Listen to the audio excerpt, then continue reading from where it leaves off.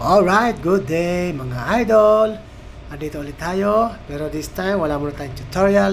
Video lang muna sa isang ating client na ah, very makulit, pero mabait naman, ano? In a way na kulit niya ay yung nakikipaglaro sa atin. Mamaya makikita niyo kung bakit nasabing siya ay makulit in a good way. Anyway, ang gusto niya nga palang gupit ay yung Malam Messi daw kasi naglalaro din siya ng football player.